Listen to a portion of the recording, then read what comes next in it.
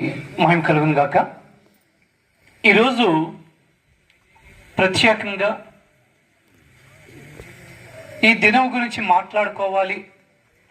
కేవలం మనం తెలుసుకున్న ఈ యొక్క శుభ సన్నివేశాన్ని, శుభ సందేశాన్ని అందరూ కూడా విని హృదయంలో దాచుకుంటారు, ఆలోచన చేస్తారు, ఆచరిస్తారు అనే ఉద్దేశంతో ఈ యొక్క సభని ఏర్పాటు చేయడం జరిగింది. దీనికి మేము ఏం పేరు పెట్టామంటే యేసుక్రీస్తు త్యాగం ఫలం.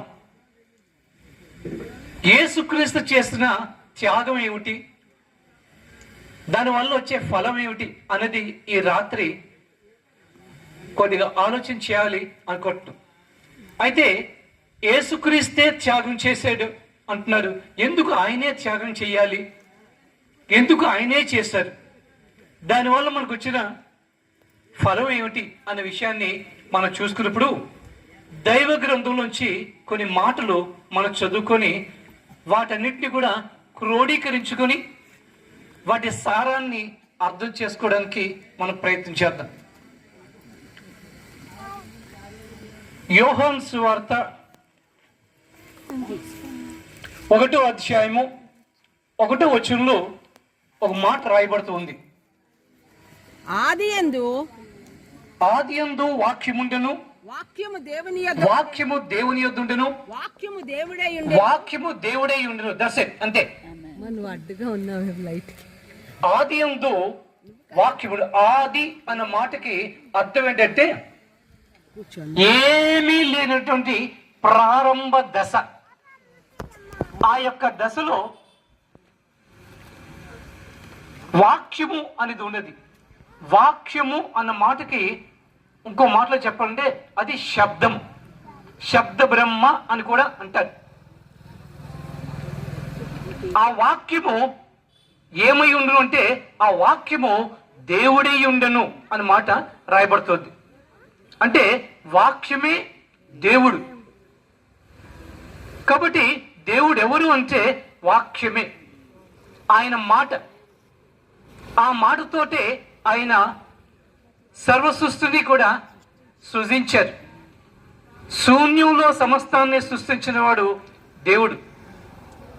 మానవులు ఉన్న దాంట్లోంచి సృష్టిస్తారు, కానీ దేవుడు శూన్యంలోంచి సృష్టించినవాడు. ఇక రెండో మాట చూసుకోవాలంటే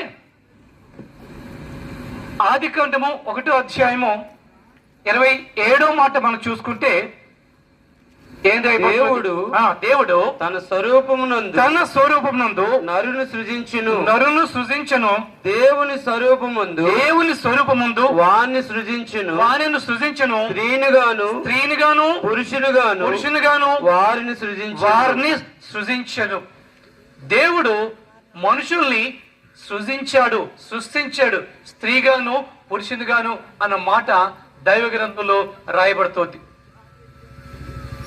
అలాగే 1 యోహాను 3వ అధ్యాయము 4వ వచనం ఒకసారి చూసుకుందామా. పాపము చేయు ప్రతివాడును ఆజ్ఞను అతిక్రమించును. ఆజ్ఞ అతిక్రమమే పాపము. వీటికి కనెక్షన్ నేను ఇస్తాను, మీరు కంగారు పడొద్దు. ఎందుకు ఇలా జంప్ చేస్తున్నారు వాక్యాలతోటి అని అనుకోవద్దు. తర్వాత చూడండి, రోమీయులకు రాసిన పత్రిక 6వ అధ్యాయము 23వ వచనం. ఏలయనగా పాపము వలన వచ్చి జీతము మరణము. అయితే దేవుని కృపావరము మన ప్రభువైన క్రీస్తు యేసునందు నిత్య జీవము. ఇవి ఈరోజు ధ్యానించుకోవాల్సిన 4 మాటలు. దీన్ని ఒకదానికి ఒకటి మనం కనెక్ట్ చేసుకుంటే ఈ యొక్క త్యాగం ఏమిటి, ఈ ఫలం ఏమిటి, ఈ రెండు మనకి అవసరం అన్న విషయాన్ని మనం అర్థం చేసుకోవడానికి అవకాశం ఉంటుంది. దేవుడు మనిషిని తన పోలికలో సృష్టించినప్పుడే మంచి చెడుల విచక్షణ కలిగిన ఆత్మ స్పృహని అనుగ్రహించాడు. జాగ్రత్త వినండి. దేవుడు మనిషిని సృజించినప్పుడే తనకు ఉన్నటువంటి ఆ గుణలక్షణమైన ఆత్మ స్పృహని, మంచి చెడులు విచక్షణ కలిగినటువంటి ఆ యొక్క స్పృహని కలగజేశాడు. అలాగే స్వేచ్ఛను కూడా అనుగ్రహించాడు. అయితే తొలి మానవుడు ఆ యొక్క స్వేచ్ఛని దుర్వినియోగపరుచుకోవడం మూలాన్న దేవుని యొక్క ఆజ్ఞని అతిక్రమించడం జరిగింది. చూసాం కదా, 1 యోహాను 3:4 ఆజ్ఞ అతిక్రమమే పాపము. దేవుడు వద్దు అన్న కార్యాన్ని చేయడం ద్వారా మనిషి దేవుని దృష్టికి తప్పు చేశాడు. ఆ తప్పే పాపంగా పరిగణలోకి తీసుకోబడింది. ఆజ్ఞని అతిక్రమించుట అది పాపంగా పరిగణలోకి తీసుకోబడింది.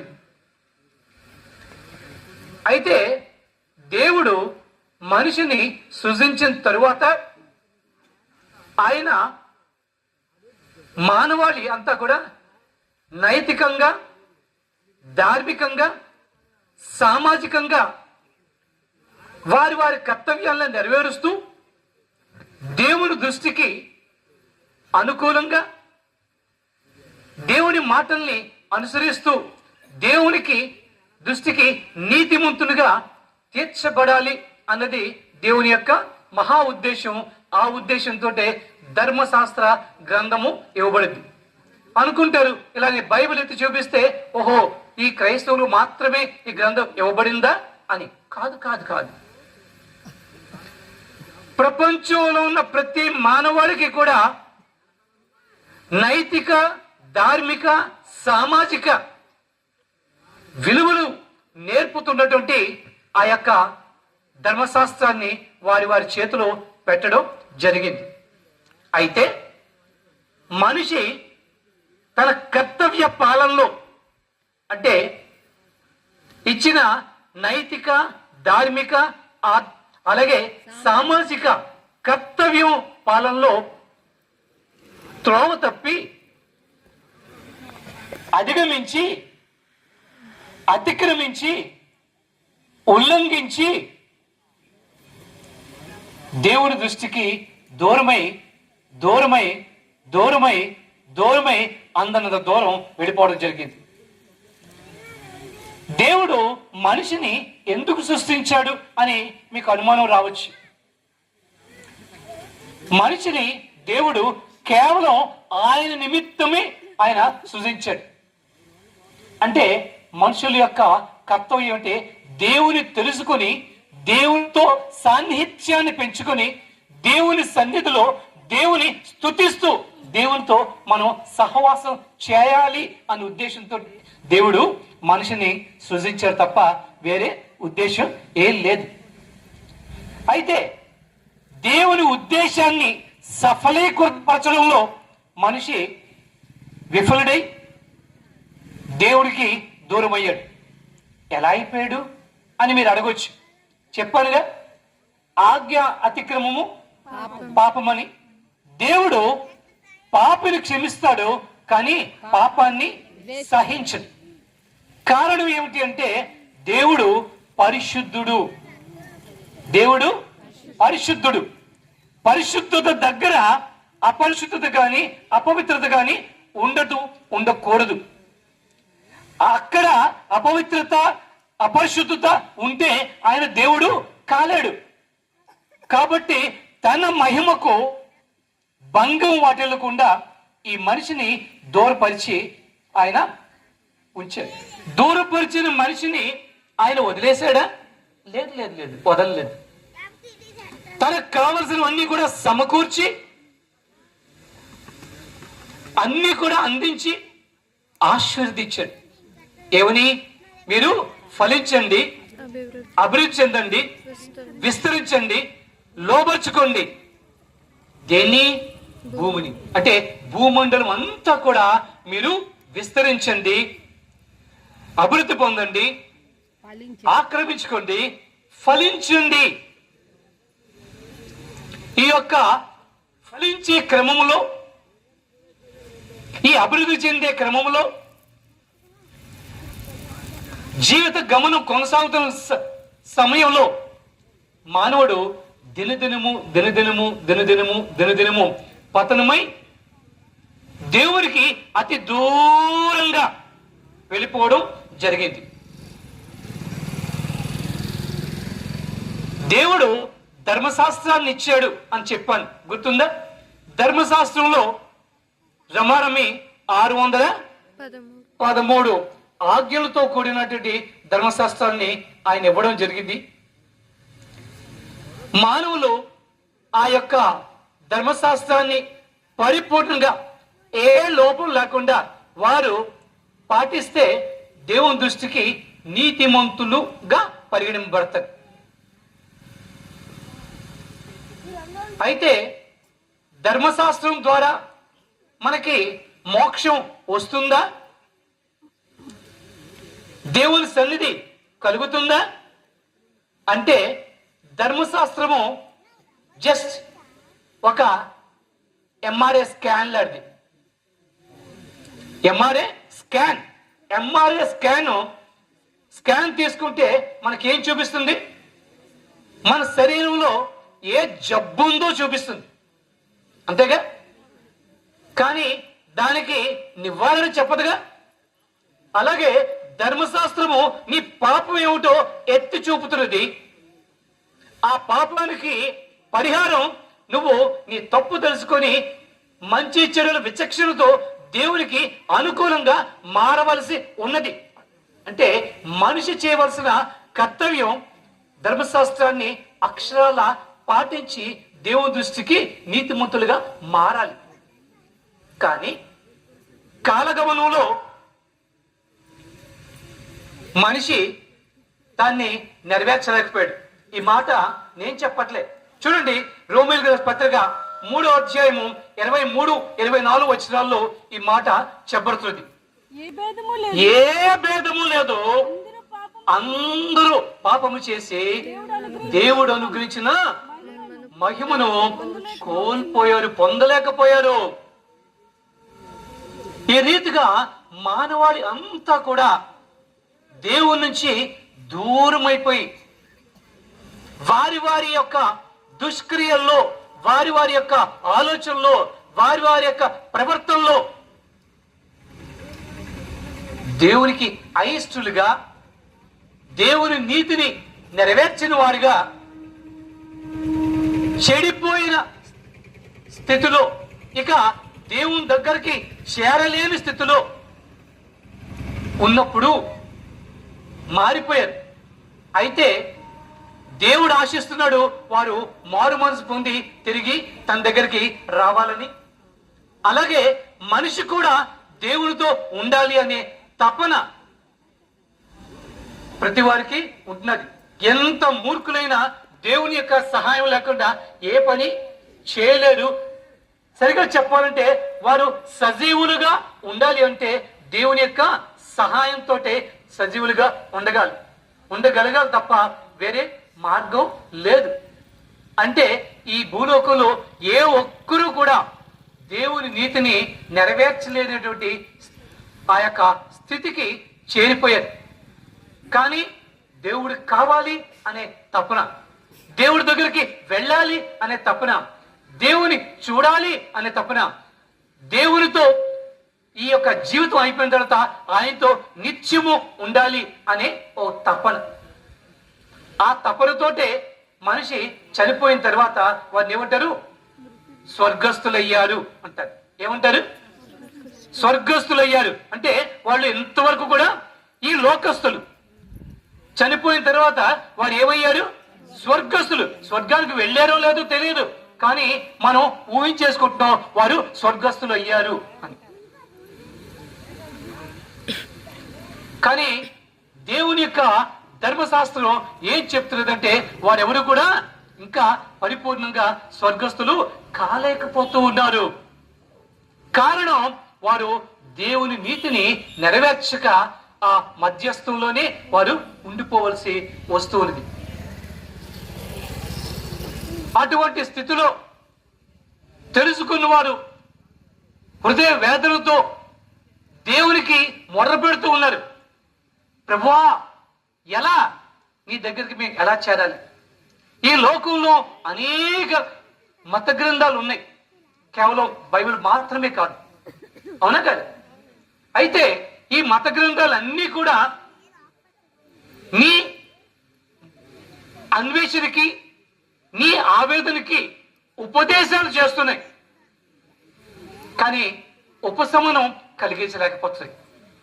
ఉపదేశం చేస్తున్నది, మీరు ఎలా చేయండి, దేవునికి తృప్తికరంగా దేవుని సంతృప్తిపరిచి మీరు దేవుని కృపని పొందుకోవచ్చు అని ఉపదేశాన్ని ఇస్తున్నాయి. కానీ కేవలం ఈ గ్రంథం మాత్రమే మనకి ఉపశమనాన్ని కలగజేస్తూ దేవుని దగ్గరికి చేయి పట్టి తీసుకెళ్ళడానికి మనకి మార్గాన్ని చూపింది. ఎందుకు ఈ విషయం కూడా అంతే. ఈ ఆవేదనతో, ఈ ఆవేశంతో దేవుణ్ణి కావాలి అనే ఆ తపన, ఆ తృష్ణతో వారందరూ కూడా దేవునికి మొర్ర పెట్టేవారు. ప్రభువా, దేవా, మాకేంటి, మీరు ఎలా నీ దగ్గర చేరాలి, నీతో ఎలా మేము సహవాసం చేయాలి, ఎలా మేము ఉండాలి? దాన్నే మన భారతీయ పరిభాషలో మనం చూసుకున్నప్పుడు అసతోమ సద్గమయ, తమసోమ జ్యోతిర్గమయ, మృత్యోర్మ అమృతంగమయ అన్నారు. అయ్యా, మేము అసత్యంలో ఉన్నాం, సత్యాన్ని ఎరగనటువంటి స్థితిలో ఉన్నాం, మాకు ఆ సత్యాన్ని తెలియచేయి. అంధకారంలో ఉన్నాం, కొట్టుమిట్టాడుతున్నాం, కానీ వెలుగుమైనటువంటి దివ్య మహా తేజస్సు అయినటువంటి ఆ వెలుగు ఎక్కడుందో అది మాకు తెలియచి, ఏమై ఉందో మాకు తెలియచి. అంతేకాదు, మా యొక్క జీవన పోరాటంలో మృతతుల్యులమై మేము కొనసాగిస్తున్నామే తప్ప అమృతత్వాన్ని మేము పొందుకోలేకపోతున్నాం. ఆ అమృతత్వం ఎక్కడుందో మాకు తెలియచేసి మా జీవితాలకి మోక్షాన్ని ప్రసాదించువా, మా జీవితాలకి ఉపశమనం కలిగించువా అని అడిగినప్పుడు చూడండి, గలతీయులకు రాసిన పత్రిక 4వ అధ్యాయం 4వ వచనంలో ఒక మాట రాయబడుతూ ఉంటుంది. గలతీయులకు రాసిన పత్రిక 4వ అధ్యాయము 4వ వచనంలో, కాలము పరిపూర్ణమైనప్పుడు దేవుడు తన కుమారుని పంపెను. ఆయన స్త్రీయందు పుట్టి మనము దత్తపుత్రులం కావాలని ధర్మశాస్త్రమునకు లోబడి ఉండి విమోచించుటకై ధర్మశాస్త్రమునకు లోబడిన వాడాయను. దేవుని నుంచి ఒక వ్యక్తి ఈ లోకానికి దిగి రావడం జరిగింది. కారణం ఏంటంటే, ఏ ఆవేదనతో అయితే మనం మొరపెట్టామో, ఏ తృష్టితో ఆయన్ని వేడుకున్నామో, ఏ తపనతో అయితే ఆయన్ని ఆక్రోశించామో, ఆ మొరలు ఆలకించే దేవుడు ఆయన ఆలకించి దానికి మార్గాన్ని చూపు నిమిత్తమే ఆయన తన కుమారుని ఈ లోకానికి పంపింది. యోహాను సువార్త 1వ అధ్యాయం 14వ వచనానికి మనం చూసుకున్నప్పుడు, ఆ వాక్యమే శరీరధారి అయి కృపా సత్య సంపూర్ణుడిగా మన మధ్య. ముందు ఏం చెప్పాను? వాక్యం ఎవరై ఉన్నారని. ఆ వాక్యము అంటే ఆ దేవుడు ఏమయ్యాడు? శరీరధారిగా. ఏంటండి, దేవుడు స్వర్గాన్ని విడిచేసి భూలోకానికి వచ్చేసాడా అని మీకు అనుమానం రావచ్చు. దేవునికి ఒక్కరికే ఒక సాధ్యం అయిన కార్యం ఉంది. ఆయన ఒకేసారి అనేక ప్రదేశాల్లో ఉండగలవాడు మాత్రమే, ఆయన మాత్రమే. ఆయన అక్కడ ఉన్నాడు. ఈ లోకానికి నరరూపిగా, శరీరధారిగా, స్త్రీ సంతానముగా ఈ భూలోకానికి ఆయన వచ్చాడు. అయితే ఈనాటి వరకు కూడా మానవ మేధస్సుకి అంతు చిక్కని ప్రశ్నగా పురుషుడు లేకుండా ఆయన ఏ విధంగా స్త్రీ యొక్క గర్భంలో ప్రవేశించి ఆయన ఈ లోకంలోకి వచ్చాడు అని తటపటాయిస్తున్నారు, అనుమానిస్తున్నారు, హేళన చేస్తున్నారు. ఒక్క విషయం గుర్తుంచుకోండి, దేవుడికి అసాధ్యమైంది ఏదీ లేదు. ఆయన వాక్యం చెప్తున్నది, దేవుడు తలుచుకుంటే ఈ రాళ్ల వల్ల కూడా ఆయన సంతానాన్ని కలగజేయగలడు. గర్భఫలము దేవుడు అనుగ్రహించు అదే. ఈ లోకంలో చాలా మంది పెళ్లిళ్ళు చేసుకుంటున్నారు.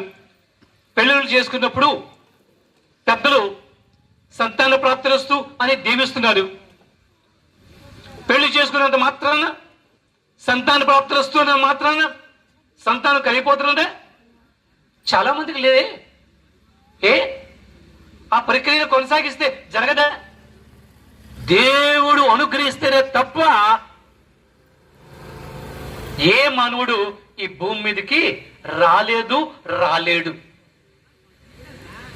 అలాగే ఆయన ఒక సంకల్పం చొప్పున ఆయనచే ఈ లోకానికి ఆయన పంపబడ్డాడు.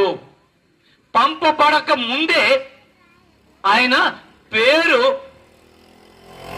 పెట్టబడింది. అంతేగా? ఆయన జన్మింపక ముందే ఇదిగో కుమారుడు మీకు అనుగ్రహపడ్ను, ఆయనకి యేసు అని పేరు పెట్టారు. యేసు అంటే భాషాంతరమున రక్షకుడు. ఏంటి? రక్షకుడు అంటే అర్థం ఏంటి? రక్షించేవాడు. ఎవరు రక్షించేవాడు? మానవాళిని రక్షించేవాడు. ఎక్కడి నుంచి రక్షించేవాడు? పాప బంధకాల్లోంచి, మీ ఉన్న ఈ యొక్క ఊబిలో దిగిపోయినటువంటి ఈ మానవాళిని తిరిగి లేపడానికి ఆయన రక్షించేవాడుగా ఈ లోకానికి వచ్చాడు. ఆ రక్షణ కూడా ఎలా జరగాలి? అన్నీ కూడా దేవుని ప్రణాళిక ప్రకారం. అందుకే 1 యోహాను 15వ అధ్యాయము మనం 3వ వచనంలో ఇక్కడ చూసుకున్నప్పుడు, లేఖనముల ప్రకారము ఆయన ఈ లోకమునకు వచ్చెను, లేఖనముల ప్రకారము ఆయన మరణించెను, లేఖనముల ప్రకారము సమాధి చేయబడెను, లేఖనముల ప్రకారము ఆయన పునరుద్ధానము తిరిగి లేపబడెను. అంటే ఆయన యొక్క రాకడ దేవుని యొక్క ప్రణాళికలో ఆయన ముందుగానే తెలియజేసి ఆ ప్రణాళిక ప్రకారం ఆయన్ని తగు సమయమందు, అందుకే కాలము పరిపూర్ణమైనప్పుడు అని ఆయన చెప్తున్నారు, ఆ పరిపూర్ణమైన సమయంలో ఆయన్ని ఈ లోకానికి పంపడం జరిగింది. ఆయన వచ్చి ఏం చేశారయ్యా అంటే, మనం చేయలేంది ఆయన చేశారు. మనం చేయలేంది ఆయన చేశారు. మనం ఏం చేయలేకపోయాం? నైతిక, ధార్మిక, సామాజిక ఆ యొక్క సూత్రాల్ని పరిపూర్ణంగా ఆచరించలేక దేవుని దృష్టికి మనం నీతిమంతులు కాలేకపోయాం. దేవుని దృష్టిని ఆకర్షించాలని, దేవుని సంతృప్తిపరచాలని మానవులు వారి వారి ఆలోచనల ప్రకారం అనేకమైన పుణ్యకార్యాలు చేస్తూ వచ్చారు, లేదని లేదు. కానీ బేసికల్ గా పాపపు మచ్చ డాగు మనకు అంటుండగా మనం ఎన్ని కార్యాలు చేసినా అవి పాప కార్యాలే, దేవునికి అంగీకారం కాదు. అందుకే నీ యొక్క ధర్మ కార్యాలన్నీ కూడా దేవుని దృష్టికి ఎలా పోల్చారంటే మురికి గుడ్డలే. పరిశుద్ధుడైన దగ్గరికి మురికి వస్త్రాలతో వెళ్ళడం సమంజసమా? దేవాలయానికి మనం ఎలా వెళ్తాం? శుచిగా స్నానం చేసి చక్కటి బట్టలు వేసుకొని, అవునా? దేవునికి అంటే దాన్ని పరిశుద్ధతతో మనం వెళ్తాం. మన బాహ్య వేషధారణ మాత్రమే పరిశుద్ధంగా ఉంటే చాలదు, కానీ అంతరంగంలో కూడా పరిశుద్ధత కావాలని కోరుకునేవాడు నా దేవుడు, మన దేవుడు. హల్లెలూయా. ఆ అంతరంగంలో పరిశుద్ధత లేకపోబట్టే మనం దేవుని చూడలేకపోతున్నాం, దేవుని దగ్గరికి చేరలేకపోతున్నాం, ఆయన చిత్తాన్ని నెరవేర్చలేకపోతున్నాం. ధర్మశాస్త్రాన్ని నెరవేర్చడానికి మన బలం చాలలేదు, మన శక్తి చాలలేదు, మన ఆలోచనకి అది అందలేదు. కానీ ఆయన ఈ లోకానికి వచ్చి ఒక మాట చెప్పాడు, నేను ధర్మశాస్త్రమునైనను ప్రవక్తల మాటలనైనను కొట్టివేడుకు రాలేదు కానీ వాటిని ఆచరించి నెరవేర్చడానికి నేను వచ్చానని చెప్పి, ఏ ధర్మశాస్త్రంలో ఉన్నటువంటి ఆజ్ఞల్లో సూత్రాల్ని మనం ఆచరించలేకపోయామో ఆయన ఆచరించాడు. ఆచరించి ఆయన దేవుని దృష్టికి నీతిమంతుడిగా పరిగణింపబడ్డాడు. కాబట్టి మానవుల్లో ఏ ఒక్కరు కూడా ఆయన తప్ప ఆయన దృష్టికి నీతిమంతులుగా పరిగణింపబడలేదు. నీతిమంతుడుగా పరిగణింపబడ్డాడు కాబట్టి కేవలం ఆయన యొక్క రక్తం మాత్రమే మానవాళి పాప పరిహారానికి యోగ్యమైనది. ఎందుకంటే పాప పరిహారానికి బలి అవసరం, అవునా కదా? మనం ఏం చేస్తూ ఉంటాం, మనం ఏదైనా పొరపాటు చేసినా, మన వల్ల ఏమైనా అంటే అపరాధం దొరికినా, లేదంటే దేవునికి అయిష్టంగా మనం పని చేసినా, దేవుడి దగ్గరికి వెళ్ళి మనం బలులు అర్పించి నైవేద్యాలు అర్పించి ప్రక్షాళన చేసుకొని వస్తూ ఉంటాం, అవునా కాదా? అదే రీతిలో మానవాళి యొక్క పాపాన్ని ప్రక్షాళన చేయడానికి కేవలం పరిశుద్ధ రక్తం మాత్రమే, నీతిమంతుని రక్తం మాత్రమే అది అర్హత కలిగింది. ఆ అర్హత కేవలం ఈ భూప్రపంచం మీద ఆయన మాత్రమే చేయగలిగాడు. ఆయన మాత్రమే దేవుని దృష్టికి ఆయన నీతిమంతుడిగా తీర్చబడ్డాడు. కేవలం దేవుని దృష్టికైనా కాదు కాదు కాదు మనుషుల దృష్టిలో కూడా ఆయన ఏ పాపము ఎరిగినటువంటి వాడు, ఏ పాపము చేయనటువంటి వాడని రాజులు పొగిడారు, సామాన్యులు పొగిడారు. ఆయన పొడిచిన వారు కూడా ఈయన నీతిమంతుడే అని ఆయన గురించి చెప్పడం జరిగింది. ఇంత సాక్ష్యంతో ఆయన నీతిమంతుడిగా స్థాపింపబడ్డ మూలాన్న ఆయన రక్తము మానవాళి పాప ప్రక్షాళనకి అది యోగ్యమైంది. కాబట్టే ఆయన తన రక్తాన్ని చిందించవలసి వచ్చింది. రక్తాన్ని చిందించాలి అంటే మనం ఏం చేస్తామంటే కర్కశంగా కోడి మరి కట్ చేసి రక్తాన్ని ఇలా ప్రోక్షిస్తాం, అవునా కాదు? కానీ ఒక మనిషిని పట్టుకొని ఆ విధంగా కట్ చేసి రక్తాన్ని ప్రోక్షించడం సాధ్యమా? కాదు. అది తనకు తానుగా ఎలా ఇవ్వాలి? తనకు తానుగా ఆయన అర్పించాలి. సర్వ పాప పరిహారార్థం రక్త ప్రోక్షణ అవశ్యం, తద్రక్తం పరమార్థేన పుణ్యదాన బలియాగము. మానవుల యొక్క పాపాన్ని పరిహరించడానికి పరిశుద్ధుడైన దేవుడే ఉచితముగా స్వయిచ్ఛతో ఇచ్చినప్పుడే అది ఆ అర్పణ స్వీకరింపబడుతుంది. కాబట్టి ఆయన మన పాపాల నిమిత్తము కలువరి శిలువలో ఆ రీతిగా తన జీవితాన్ని త్యాగం చేశారు. మనం రోగాల నిమిత్తం ఆయన శరీరము 39 కొరడా దెబ్బలతో చేర్చబడింది.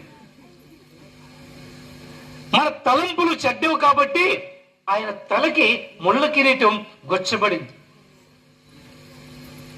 మన కాళ్ళు చేతులతోటి చేసేవన్నీ కూడా పాప క్రియలే కాబట్టి ఆయన చేతులకి కాళ్ళకి మేకులు దిగ్గొట్టవలసి వచ్చింది.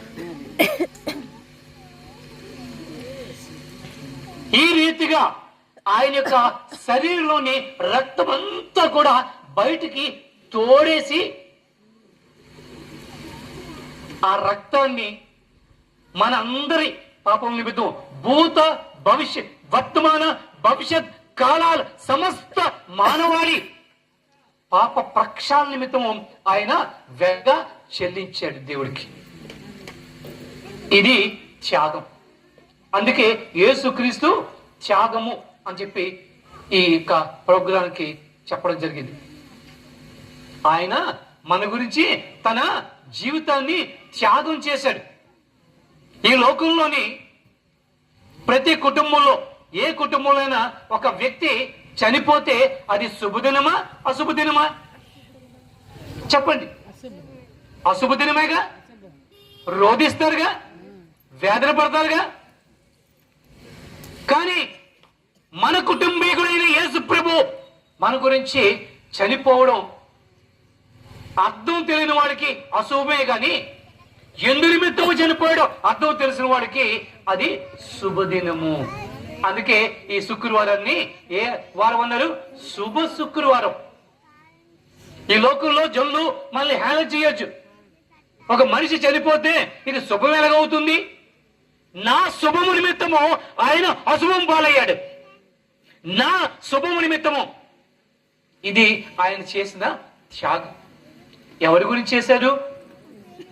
అందరి మానవులు, సృష్టి ఆరంభం నుంచి ఈ యొక్క అంతం వరకు, ఆది నుంచి అంత వరకు ఏ మానవాడి ఉంటున్నదో ఉండబోతుందో వారందరి నిమిత్తము ఒకేసారి ఆయన తన యొక్క అమూల్యమైన రక్తాన్ని ఆయన చెల్లించి, ఏ 615 ధర్మశాస్త్రంలో ఇవ్వబడినటువంటి నైతిక, సామాజిక, ధార్మిక సూత్రాలు, ఆజ్ఞలు ఇచ్చారో వాటన్నిటిని కూడా తీసి క్రొత్త నిబంధనగా మనకి అనుగ్రహించి 2 ఆజ్ఞలతో మనల్ని ఆయన సంతృప్తిపరుస్తున్నారు. ఏంటో తెలుసా?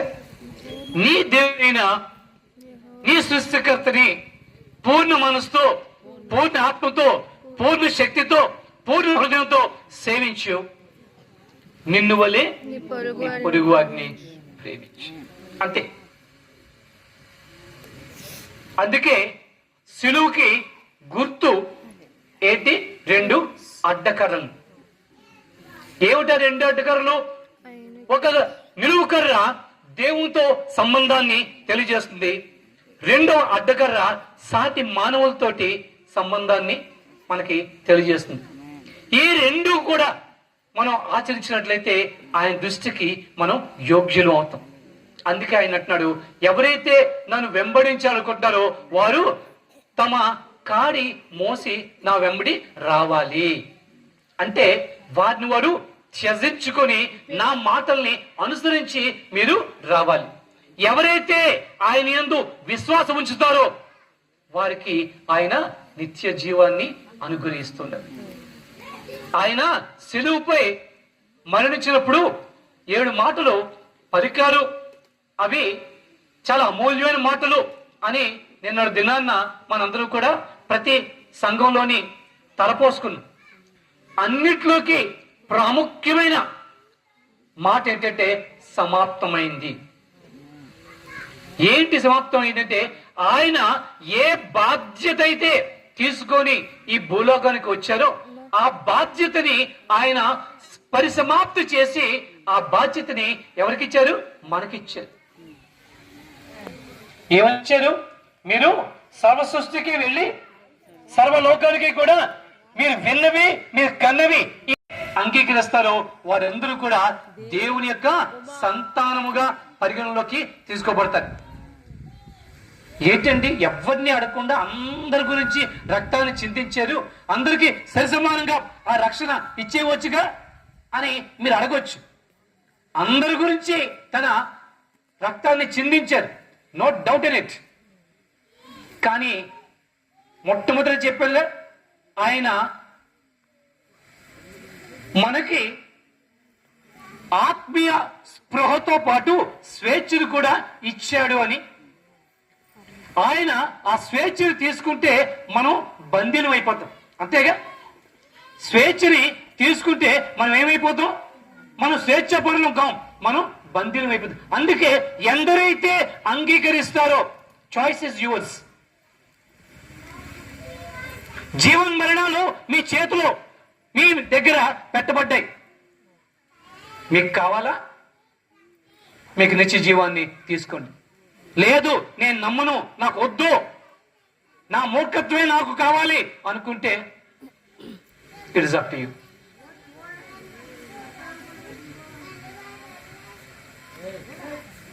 ఇంకో మాట చెప్పమంటారా?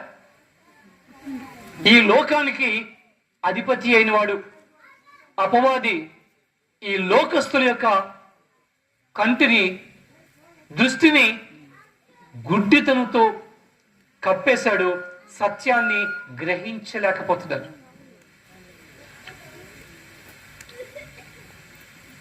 ఈ యొక్క మానవులు దేవునికి ఏం మొర్ర పెట్టారు? ఇందాక నేను చెప్పాను. ఏమని చెప్పారు? అసత్వమా సత్యం. అంటే సత్యంలో అసత్యంలో ఉన్నాం, మాకు సత్యం తెలిసేయాలి. అంధకారంలో ఉన్నాం, మాకు వెలుగు కావాలి. మేము మృతుతుల్యం అయిపోతున్నాం, మాకు అమృతత్వం కావాలి. యేసయ్య లోకానికి వచ్చి ఆయన ఏం చెప్పాడు?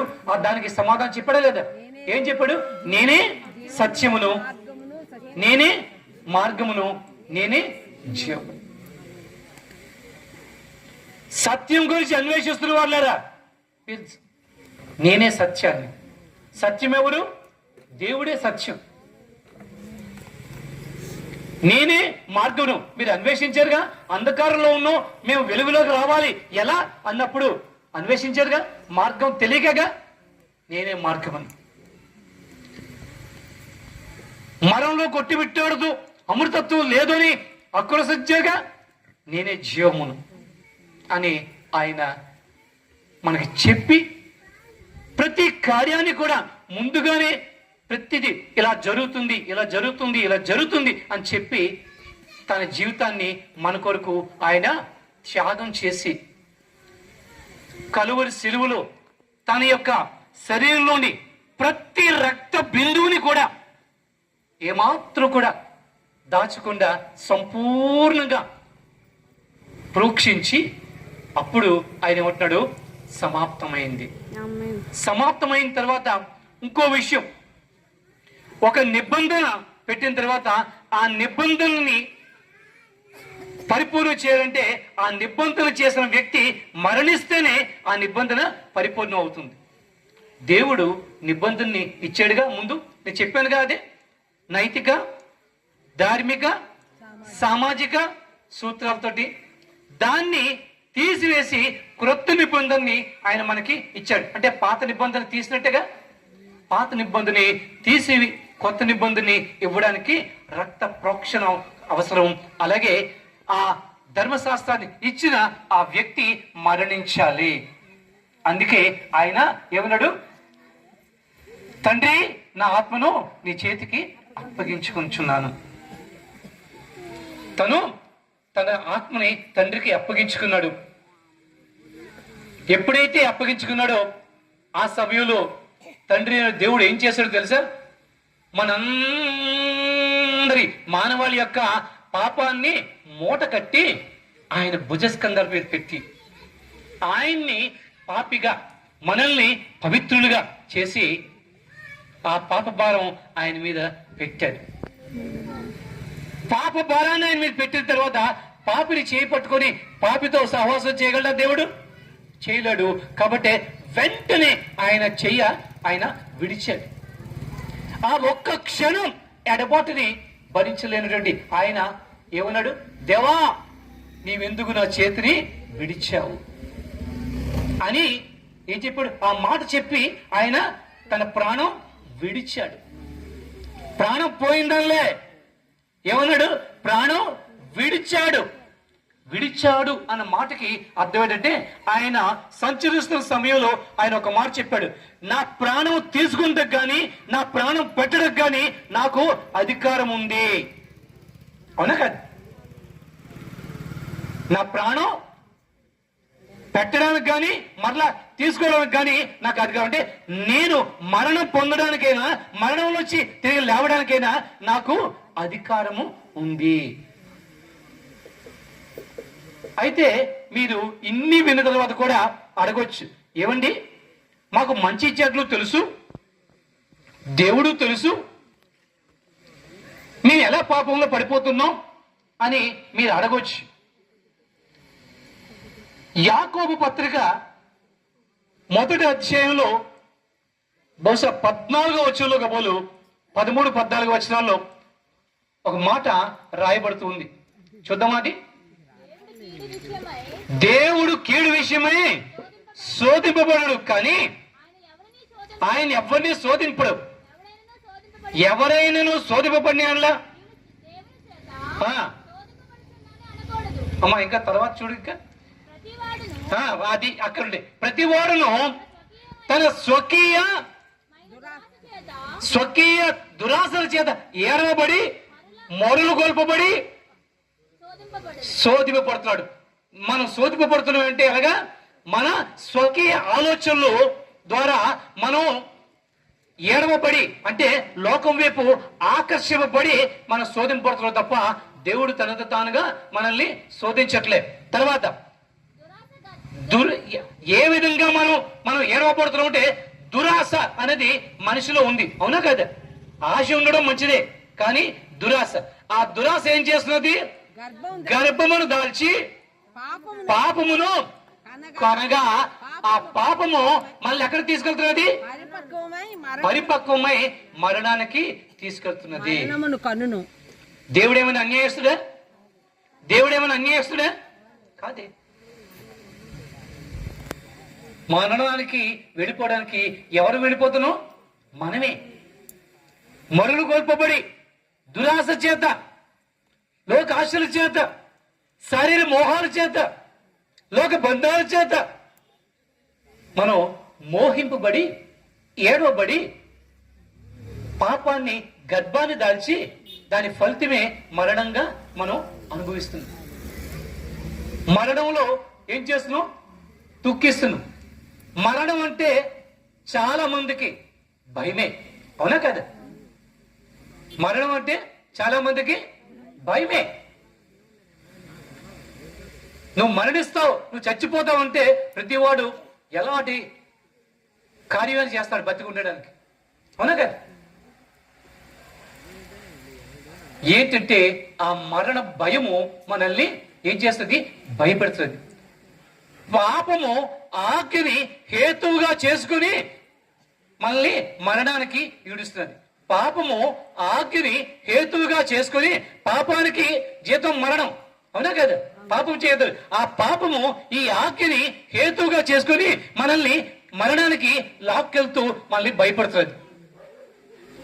మానవులందరూ కూడా మరణ భయంతో ఉంటూ ఉన్నారు. కాబట్టి ఆయన శిలువపై మరణించి సమాధి చేయబడిన తర్వాత తిన్నగా ఎక్కడికి వెళ్ళారో తెలుసా?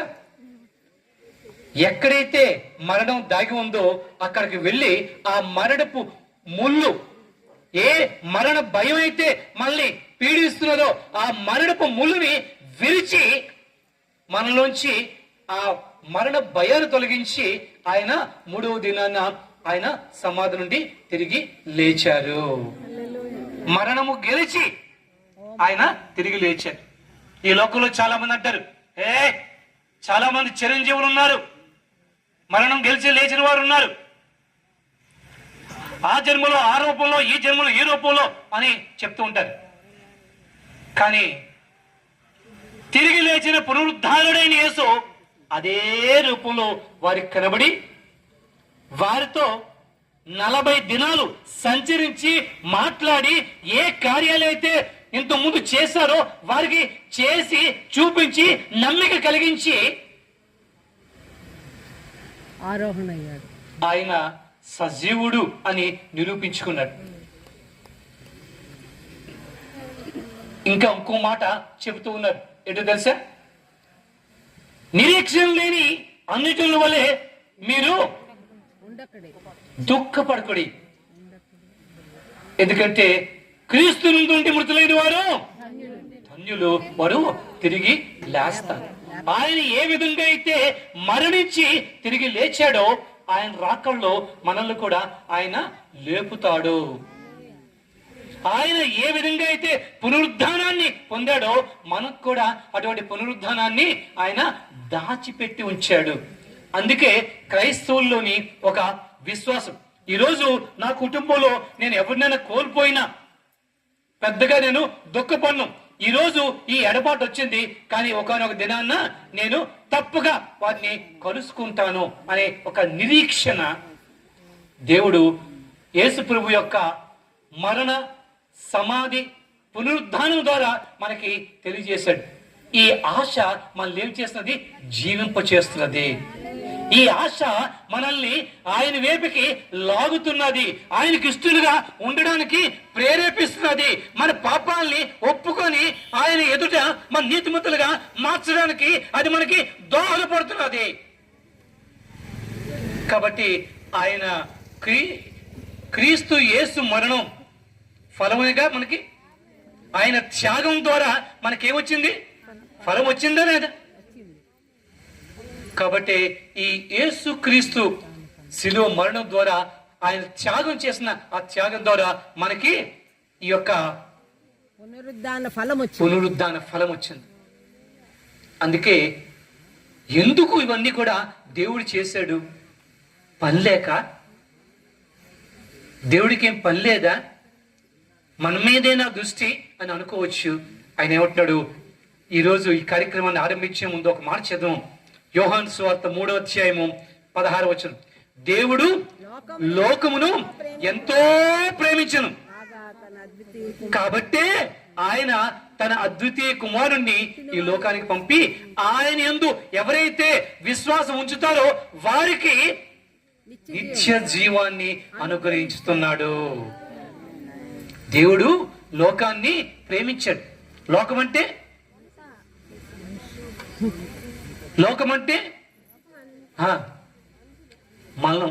మనందరినీ.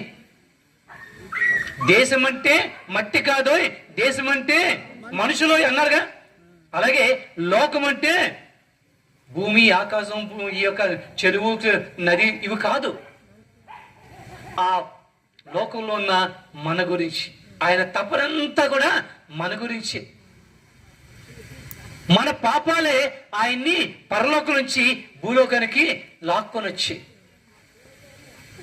మనం పాపం చేయకపోతే ఆయన నరరూపిగా ఈ లోకానికి రావాల్సిన అవసరం లేదు. ఆయన మహిమను చూస్తూ ఆయనతో ఆనందిస్తూ మనం కూడా చక్కగా స్వర్గ సుఖాల్ని ఆనందించేవారిని, అనుభవించేవారివి.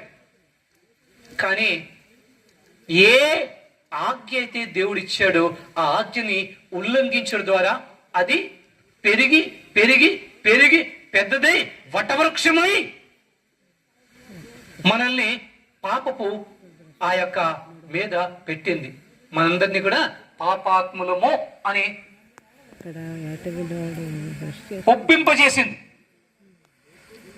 చాలా మంది సువార్త చెప్పడానికి వెళ్తేప్పుడు ఏమిటి, మనందరం పాపులమి, మనం పాపం చేసాం, దేవుడు అనుగ్రహించిన కృపను కోల్పోయాం అంటే వాళ్ళు ఇలా చూసి, ఆహా మీరు పాపులైతే అవ్వచ్చు, మేం కాదు అనే మనుషులే అంటున్నారా లేదా? అంటే వాళ్ళకి వాళ్ళు అనుకుంటున్నారు మాలో పాపం లేదని. ఏది దేవాలయానికి వెళ్ళి అయ్యగారు అర్చన చేయండి అంటే ఆయన ఏం చేస్తారు?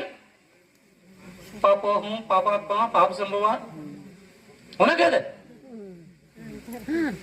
అంటే నేను పాపుని, నా ఆత్మ పాపం, నా యొక్క గర్భ పాపం, నా క్రియల పాపం.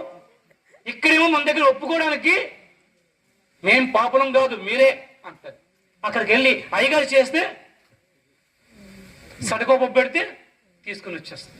అంటే అక్కడ ఒప్పుకుంటున్నారు లేదా? ప్రతి వారి హృదయంలో కూడా ఆ పాప బీజం పడడం ఉన్నది. కాబట్టి మానవాళి అందరి గురించి యేసు ప్రభు ఆయన మరణించాడు.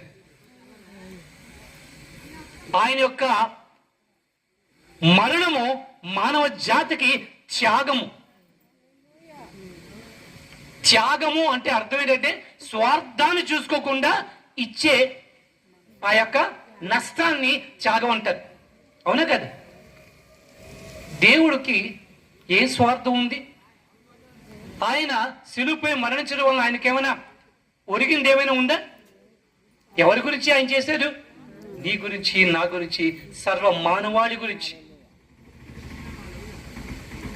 కాబట్టి ఆ మరణాన్ని మనందరూ కూడా స్వీకరించి నా కొరకేగా ఆయన నా పాపాల్ని పరిహరించడానికేగా, నన్ను దేవునితో ఐక్యపరచడానికేగా ఆయన మరణించాడు అని మనం మన అపరాధములను ఆయన యందు ఒప్పుకునే అట్లా ఆయన నీతిమంతుడును. అపరాధములను మనం ఒప్పుకుంటే ఆయన నమ్మదగిన వాడును నీతిమంతుడును. మన పాపాల్ని క్షమించి మళ్ళీ ఆదరించి హక్కును చేర్చుకొని ఆశీర్వదించి మళ్ళీ నడిపించగల సమర్థుడైన దేవుడు. దేవుడు ఒక్కడే, దేవుడు ఒక్కడే. చాలా మంది అంటారు, మీ దేవుడికి మీ దేవుడి పేరేంటి? దేవుడికి పేరా? ఎవరు పెట్టారు?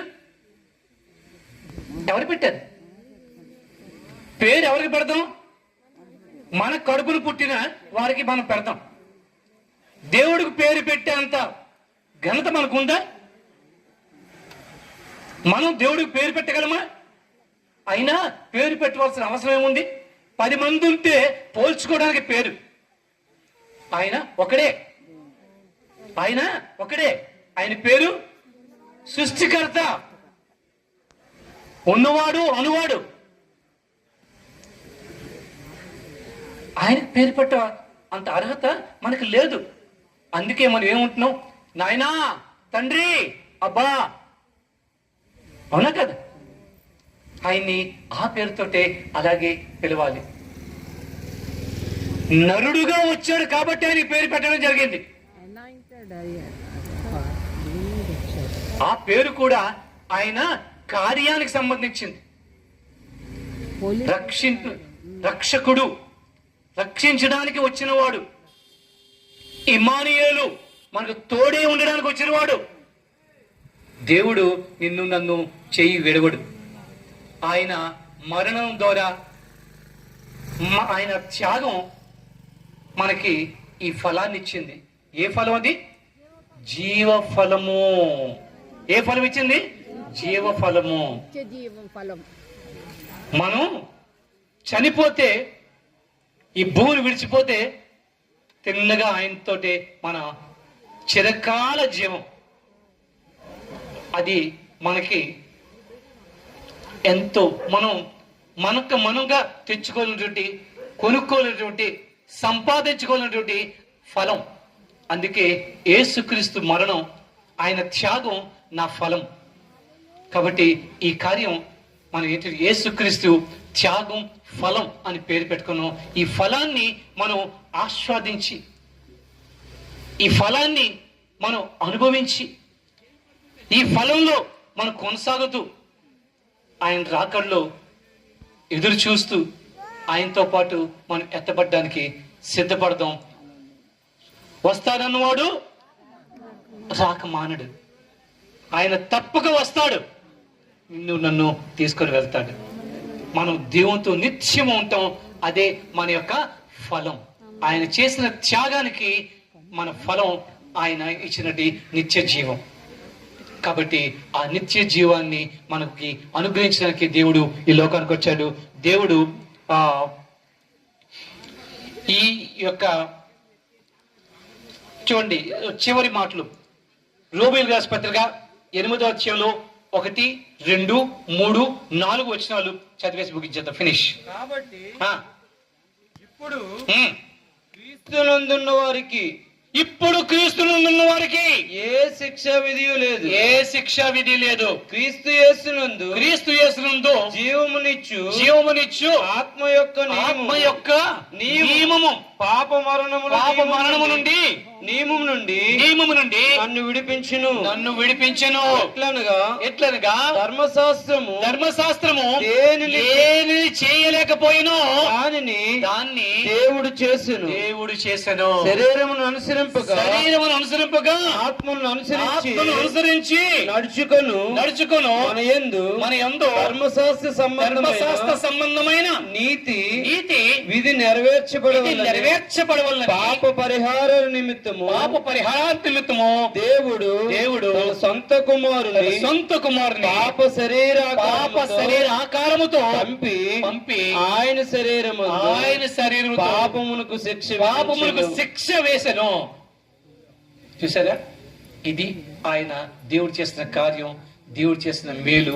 ఇది మనకి ఫలం. దేవుడి మాటలు దీవించి మనందరికీ కూడా ఆ నిత్య జీవ ఫలాన్ని అనుగ్రహించి మనందరూ కూడా ఏదైతే కోల్పోయామో, ఏ జీవ ఫలాలైతే తినడానికి మళ్ళీ అర్హులుగా చేశాడో, ఆ ఫలాలు తినడానికి ఏ అర్హతనైతే కోల్పోయామో ఆ యొక్క జీవ ఫలాల్ని మనకి తినిపించడానికి ఆయన రాబోతున్నాడు. ఆ జీవ ఫలాలతో నిత్యము దేవుని యొక్క సముఖంలో ఆనందిస్తూ, ఆరాధిస్తూ, సంతోషిస్తూ ఉండే భాగ్యాన్ని దేవుడు మనకి అనుగ్రహించునుగాక.